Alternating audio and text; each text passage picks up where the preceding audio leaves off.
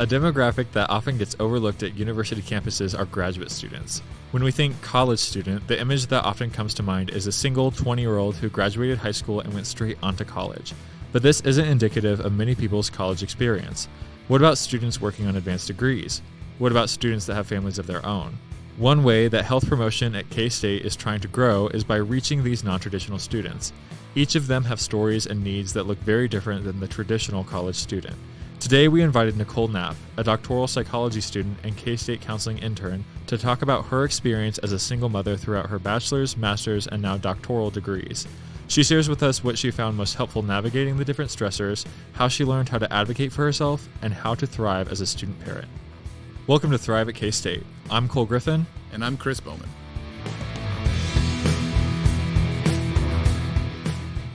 Podcast, are you ready?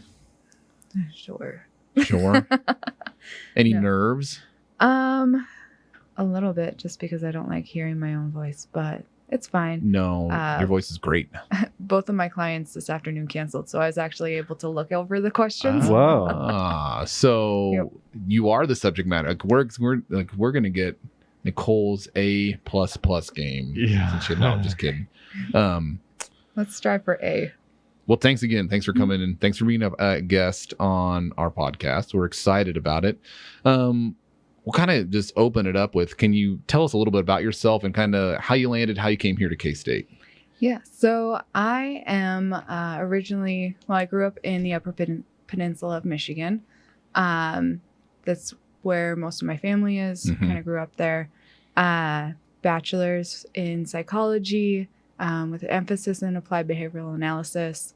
And then master's in clinical mental health counseling. PhD I'm working on is counseling psychology. Okay. All of those are in Michigan. I am here at K-State as a PhD psychology intern at Counseling Services. All right. How was where would you rate Kansas? What do you think of Kansas? I miss the beaches. Okay. I've always grown up or lived like within 15 minutes of one of the Great Lakes. Okay. So I miss the beaches. I think it can be agreed upon that one of Kansas's weaknesses is that there are no coasts. Yeah. You're pretty much landlocked. And Mhm. and I'm not sure that I would consider any of our local lakes. They're great, but they're not the Great Lakes. Yeah. No. Sometimes the drainage system is really poor and you can go canoeing in the streets, which is unique, but Not recommended. it's not a beach. Yeah, There's I don't- actually like a cement drainage thing. I don't know. It goes through a neighborhood Mhm. by where I live. I'm like, oh, maybe that could be something Yeah. if it rains really hard. that is officially, that we're reaching for beaches when we're talking about maybe this culvert will do for something. But, Yeah. well, that's great. So, I know that we're glad you're at K-State and helping our student population, especially with what we just talked about with the pandemic going on and with so much unknown stuff going on with class schedules, virtual, in-person, all that kind of stuff. So I know we're really happy. Cole and I as social workers are really happy that you're here providing services to students because it's needed. And from everything we know, counselors, you guys do such a great job. So we're really happy that you're here, not just as a guest, but at K-State in general. So anyway, so yeah, you said, what was your bachelor's again? Psychology with an emphasis in applied behavioral analysis. Okay, that's a mouthful. It What is. what does that mean a little bit with the applied behavioral analysis? So it's like behavioral conditioning. So kind of Okay. like Skinner Okay. and operant conditioning and like how to train people to do things Okay. essentially. Yeah. But we typically we're going for their goals, but we're setting up behavioral strategies in order to meet those goals. Okay. What motivated you to get into the mental health field? Is there anything that motivated you? Is this something that interests you for a long time? No, I had never even thought of psychology until my freshman year of undergrad. And my professor in my Psych 101 class that I took as just the general credit, he took the time to get to know all of our names, and it's a 250 student Yeah. lecture. Hmm. And he knew all of our names. And it felt as though even though there were 250 of us, he was making it personal for us. I'm like, wow, we can really do something with psychology just by these little things. Yeah. It's so interesting. And you say that, and the one thing that comes to my mind is, mental health and psychology never really crossed your mind until freshman year. And then how one person, their actions and what they did, their investment, can change somebody's kind of whole track of thinking, and it can pique their interest in something.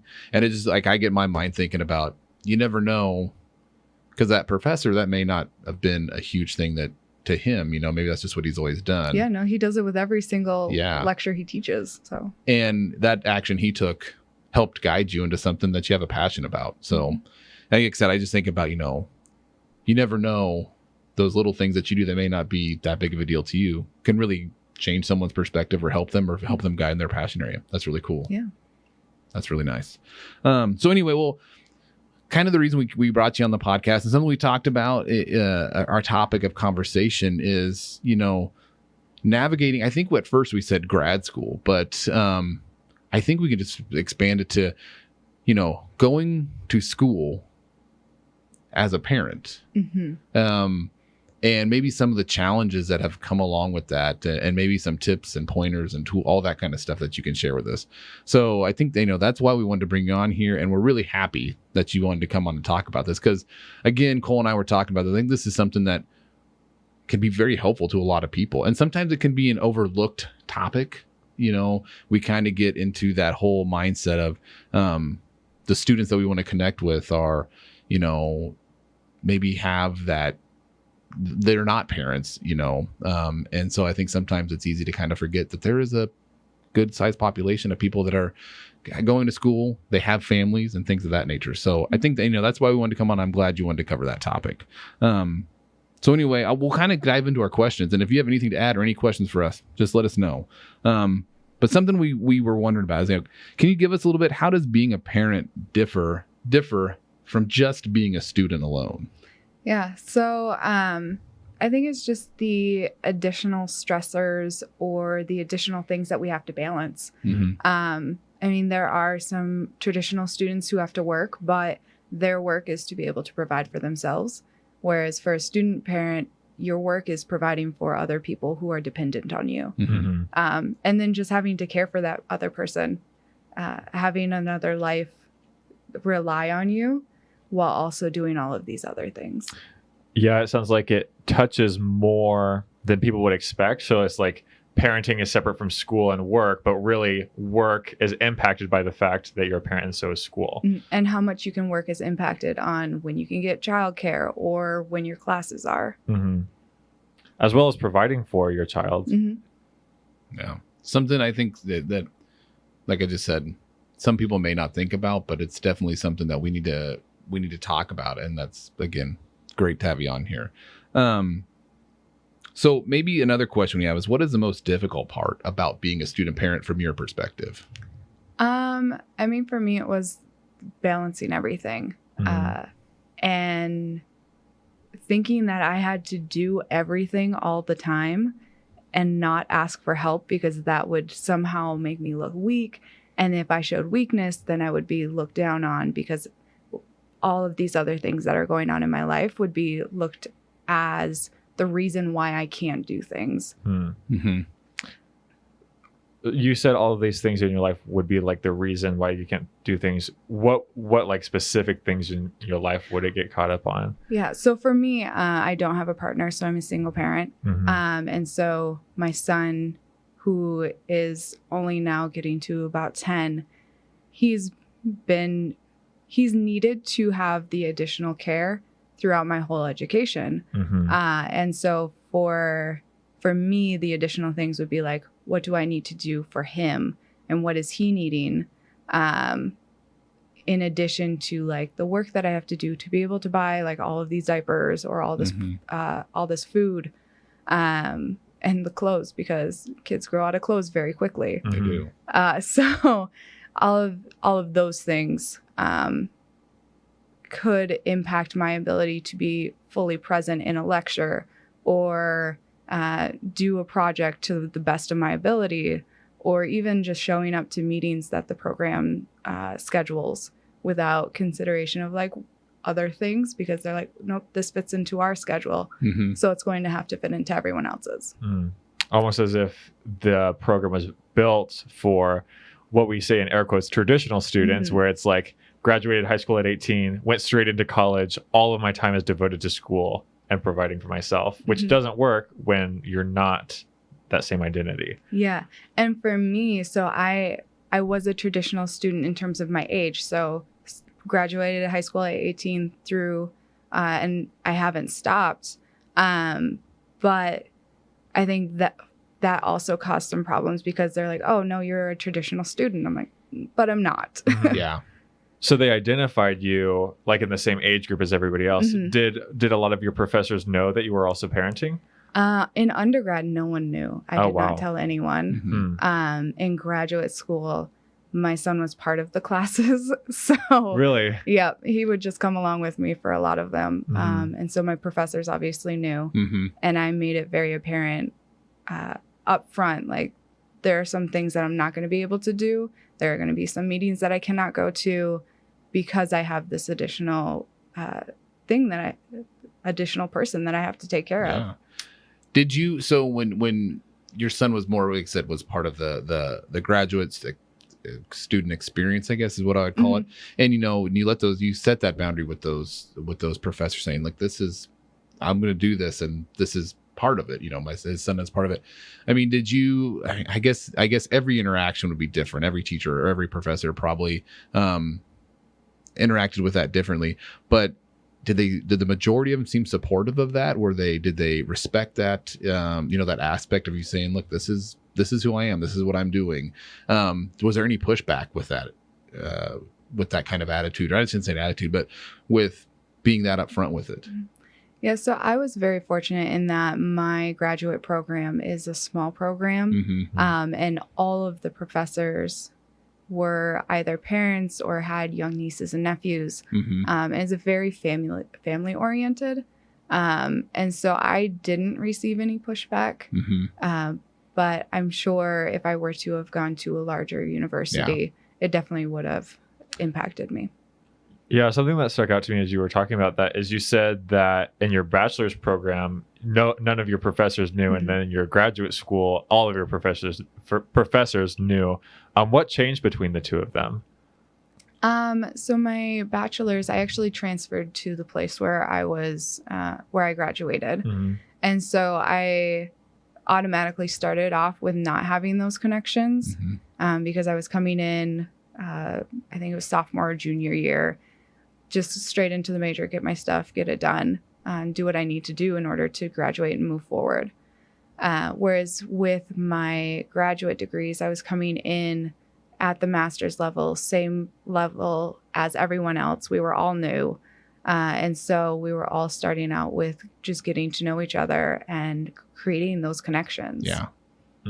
So like maybe, correct me if I'm wrong, but at the beginning of a degree program, there's often like orientation where you can share these kinds of things. And so if you miss that orientation, a lot of important aspects of your life, like being a parent, could be missed out on. And then that chance really didn't happen at the bachelor's level, but at the master's level, you were able to kind of go in like being like, yeah, I'm a parent. And then that really framed how schooling worked with your professors, but also what other students expected of you. Yeah. Actually, at my bachelor's, I don't think I was able to attend orientation because I didn't have childcare. So there wasn't even that opportunity. Yeah. Whereas at the master's, he was invited to go to the university orientation and then also my program orientation. So I bet even have that, like I said, he was invited to come to it. Was that a pretty big stress relief for you? It was kind of setting the tone, like, okay, your son can be part of this experience. What I'm trying to say is, was it going in knowing that could happen? Probably took a lot of stress off your shoulders to know that, hey, this will be accepted, or they're going to be okay with this. Yeah, I mean, it did, but not like all the way. Like each time I had to ask, like, can he come into lecture today? There was always some of that, like, are they going to say no today? They never did, but there's still that worry that they're not going to want to have him potentially distract others, because he was 3 when I started my graduate program. Yeah. So still pretty young. Were there things that some professors did that I would say it made it easier for you to ask and to go to them with, maybe something with, with your son when, say, you needed childcare or something of that nature? Was there something that they did, some messaging they put out that made it easier for you to approach them? I think just building those relationships with me outside of him and what's going on, but just getting to know me as a person and being genuinely interested in me as a person, that made it a bit easier. I also had professors who would like bring toys for him when they knew he was coming. Yeah. So that way he was distracted and entertained while we were learning. That's fun. That's truly building like a sense of community, building a connection with students, because you sharing that experience may motivate another professor to be like, well, that's a way that I can build a community, be more open to certain situations. So, yeah, that's fantastic. Were there kind of barriers in your undergrad then that kept you from sharing that with your professors? Or like, I don't know, part of me, and I could be reading into this, is that you mentioned earlier that you didn't want to like appear weak. Did that ever factor in at your undergraduate level with not telling people that you were a student parent? I mean, it probably did. Yeah. Yeah. And I think it goes back to that community and the connection. I just didn't have that at undergrad. And so like advising meetings was, okay, here are your classes, enjoy. Yeah. And there was never really that time for connection. And a lot of it may be because in undergrad, there's a lot more students. Yeah. So you don't have as much time to build those connections. For sure. So maybe you can share with us, we talked about a lot of the challenges that come with being a parent, and in your case, a single parent during graduate and undergraduate. But what were some of the best parts about being a student parent? I have a constant support system. Mm-hmm. Like Yeah. I don't have to go anywhere. He's always cheering me on. So that's nice, especially like while I was writing my dissertation or during finals weeks. He was always there like, no, you can do this. Mm-hmm. You got it. Your son? Yeah. So that's nice. And also like, especially now during the pandemic, like I have someone there, like I'm not going home by myself. And having that extra person there just for that connection and that human interaction. Yeah. That is nice. Like I said, that warms my heart. We say, he's there to say, you can do this. You can keep going. That constant reassurance, not constant, but that reassurance coming from someone that you love, care for, and respect. That does have to feel good. Yeah. And he's been on this journey with me the whole time. Yeah. Since I had him sophomore year of undergrad. So practically the whole gamut of my education, higher education. So yeah. What were some of the things that helped you most being a student parent? So in undergrad, what helped me most is I had a lot of my friends from high school around, so they were able to help with childcare. And my mom was only an hour away. So if I needed a night out with my friends, she would just come up and stay the weekend with us. So that really helped. In graduate school, like I was saying, my professors, they were amazing. And they also let me know the resources on campus. So we had an on-campus childcare center that had flexible scheduling for students and reduced rate for students. So that definitely helped. And I think just building a community around me. So my family of origin wasn't around during graduate school. So I created a family of choice. And that definitely helped in being able to pursue whatever it is that I wanted to do throughout graduate school. How did you identify some of those resources in the first place?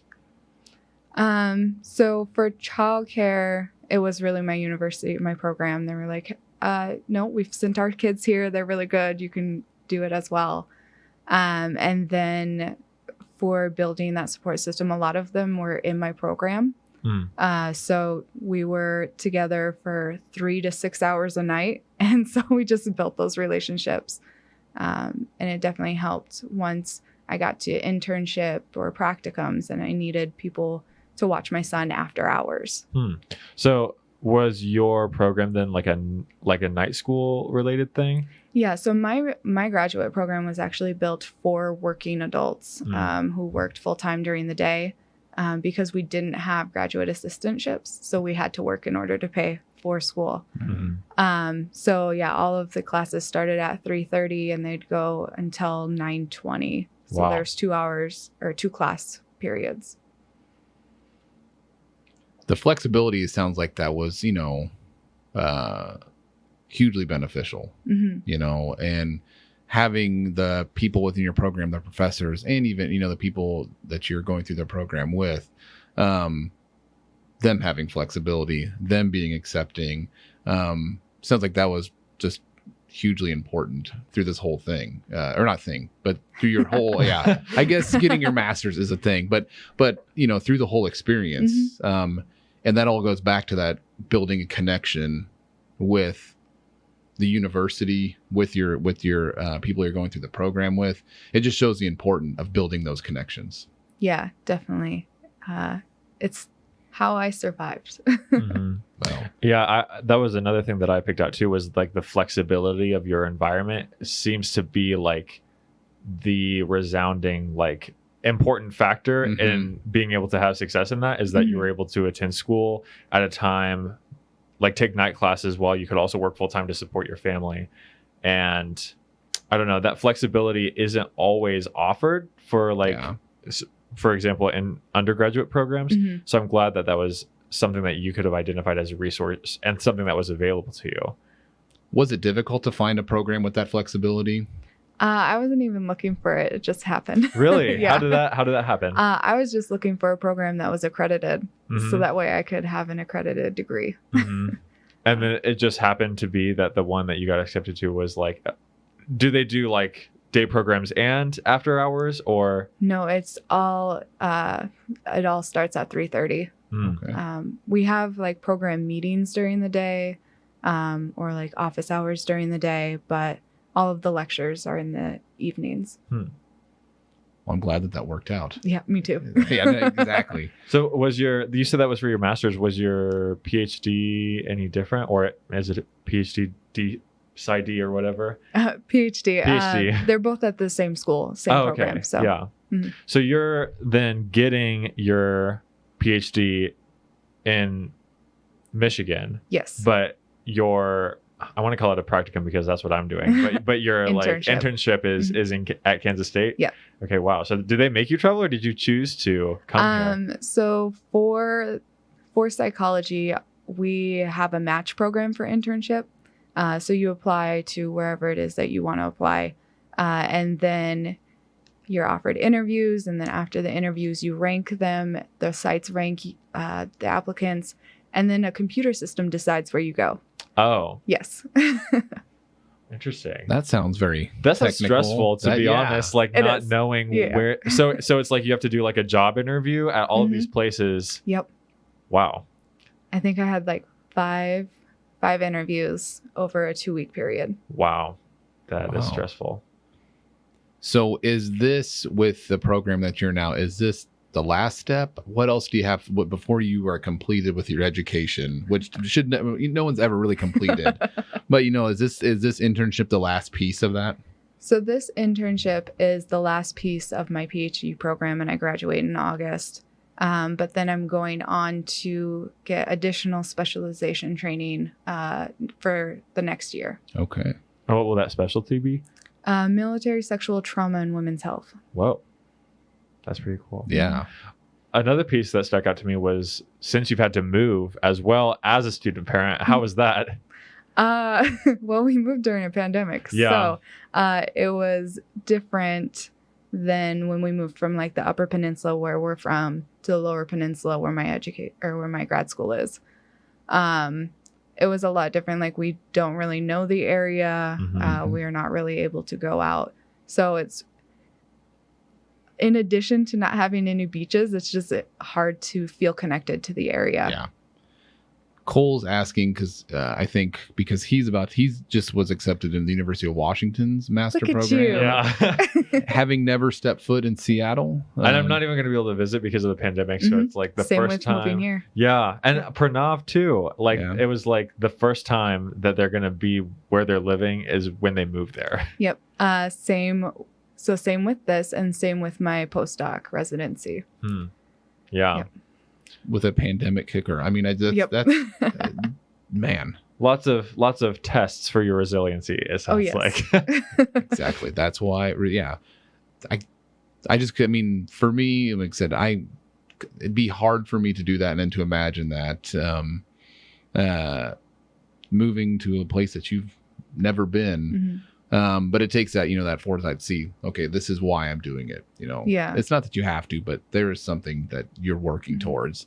And that's just like that resiliency, that being very goal oriented and things of that nature. So it's a lot of respect, I think, that for both of you for doing that. That's something that I've never had to do. But anyway, so kind of moving on, what advice would you give a parent who is thinking maybe about going back to school? If they have any, worries or stress or anxiety with that, do you have anything any advice you give them? Definitely reach out and ask for help whenever it's needed. I feel like a lot of times as parents in general, we feel like we have to be superhuman, and then adding on that, like this need to excel in education, asking for help from whoever it is that you need when you need it. So through your education, what are some of the resources that maybe you've utilized at any university or at any place that you found to be very valuable? The community around me. Yeah. I'm also wondering, how do you balance your own needs and desires with that of your sons? Yeah, so that has been a challenge throughout his life.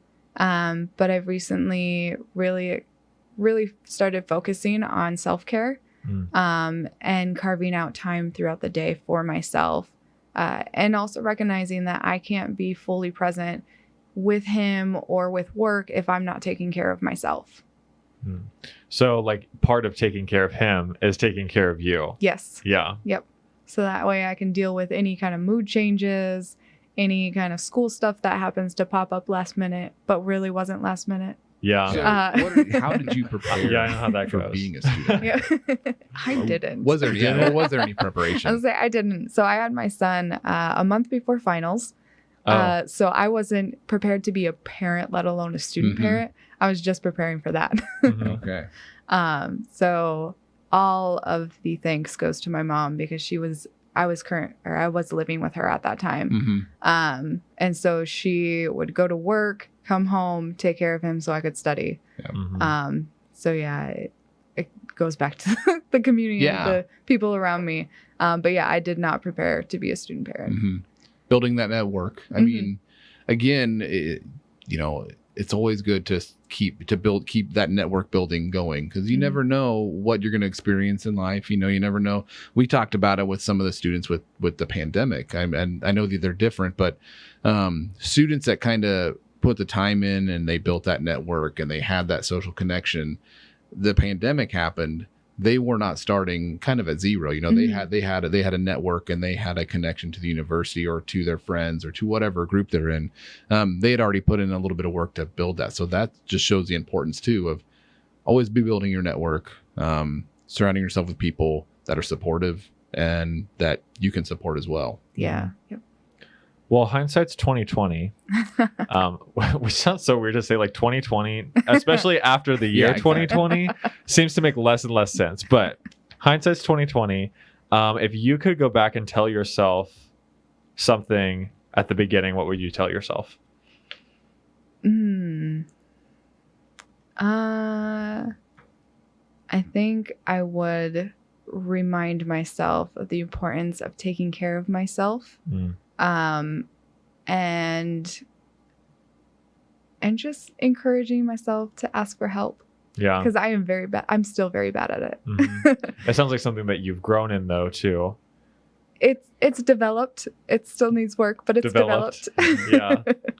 What does self-care look like for you?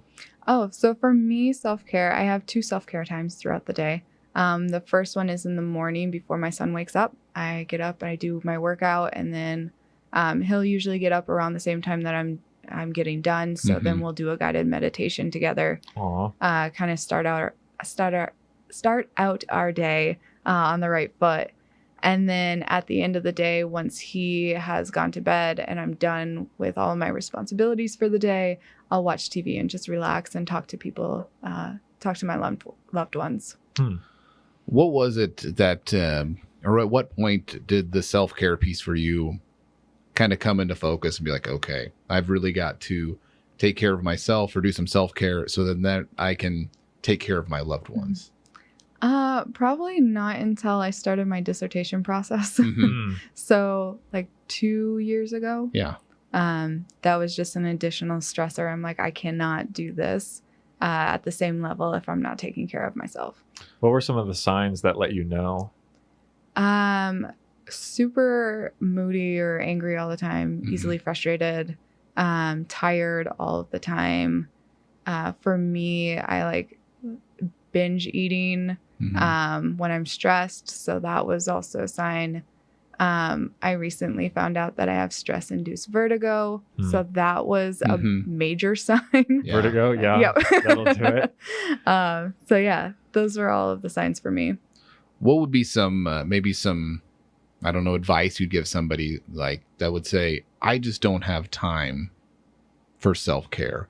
How would you guide them to say, what would you tell them to let them know how important self-care is? I mean, none of us has time for self-care. Yeah. We have to make that time just like we make time for everything else in our life. But if we want to be 100% for those that we're taking care of or anything that we have throughout the day, we have to be taking care of ourselves. I think of it in along the same lines as anything that I would consider myself good at or efficient at. I've put time and effort into that, whatever it is, whatever that skill is, whatever it is that I want to do. Self-care is the same thing. You can't expect to put little thought or effort or time into self-care and expect great results. It's something too, I think that people need to really have to work at. You know, I don't know many people once self-care becomes something that's high on their priority list, that they are excellent at it right away. You know, oh, no. Yeah, it takes work and it takes commitment to take care of yourself. That sounds just a little bit odd to say, but I think it's the truth. Yeah. Well, and like you were saying, like anything we're good at or want to be good at, like if we want to be good parents, we have to be present in raising amazing humans. If we want to be the best in our profession or even just good at our profession, we have to get that education. We have to work at it. And so just like those self-care, you have to work at it in order to be your best. And it sounds like asking for help and drawing from your community was an act of self-care as well. That it's not just an isolated, I don't know. Sometimes I feel like self-care gets painted as like only bubble baths or something like that. That's a good way out. When it's like also creating an environment where you don't need negative coping mechanisms to go through your daily life. Yes. It's very well said, Cole. I got that from Debbie, so. Oh, okay. So you can't take full credit. No. We had a whole self-care day where it was like, I don't know, where like self-care is good. I don't know. Start over. Like bubble baths and like taking naps are good, but they shouldn't be like your first line of defense. You should be creating an environment where you don't need an escape from your life. Like you shouldn't have to escape from your life to be a part of it, you know? Well, don't get me wrong. I love naps. And I love naps I will too. nap all the time if I could. But I don't always need them because I have that support. Which is good to hear. No, I think what I've taken out of the conversation we've been having is just what keeps coming up, that connectiveness, being part of a community and how important that is. To feel connected to that community, to know that that community is going to be there for you, that's going to support you. That helps out more ways than I think anybody ever realizes. Something that I noticed like maybe 5 minutes ago too is that I'm the only person on this podcast that's not a parent. That is true. Yeah. Yeah. Yep. So I have no insight whatsoever into parenting other than being parented at one point myself. What Nicole, what you said about, if you want to be a good parent, it takes time and effort. That is absolutely true. And part of that time and effort we talked about is self-care, taking care of yourself. Because I know there have been times where my patience grows a little bit short when I've ignored my own self-care with my 2 children. And then even with my partner, it's grown a little bit. The patient gets a little shorter when you kind of don't pay attention to that self-care or give the self-care that you need. And when every now and then, and I know in our household, when we're having a good week, self-care and taking care of ourselves is a big part of that. And what I'm thankful for is we've gotten to the point, and I'm being and working in the mental health field for, the past however long I've been in it. It feels good to be aware of that. And I don't think a lot of people are aware of that. It's something that's on the forefront of our mind to think about.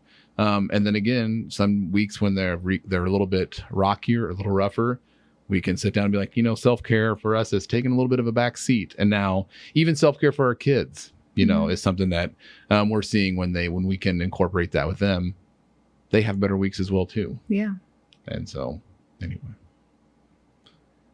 we've been going for a little while, but I think we covered 40 minutes. Yeah, we've got a lot of good stuff.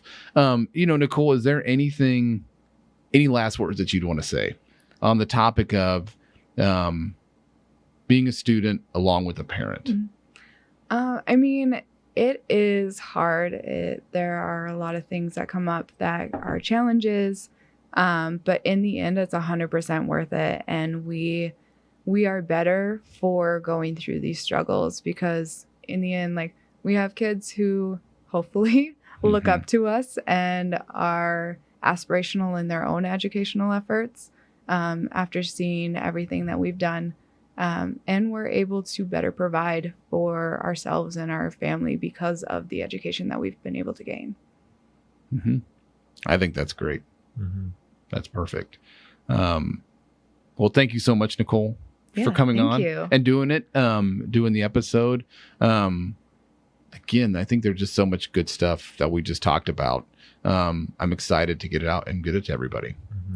I'm thinking of there are student parents in my undergraduate program that I think this will be really valuable for. Not that they are doing student parenting poorly, but just to hear another voice being represented that's in a similar situation. Well, and we talked a little bit, about some of the challenges that can come with it. And sometimes it's reassuring for people to hear like, oh, other people have challenges too, because I think there's a pressure or there can be a pressure out there that I've got to look like I'm together, got everything put together all the time, 100% of the time, all day, every day. I can't let anybody see that I'm struggling. And then that puts stress, pressure on us to keep that appearance up. But so other people hearing that, other people have some of the same thoughts that I do, that can be reassuring to them to think, I'm a human just like everybody else. And especially in undergrad, like you were saying, because while the other parents in your undergrad program may know each other, like for me, I thought I was like the only undergrad who was a parent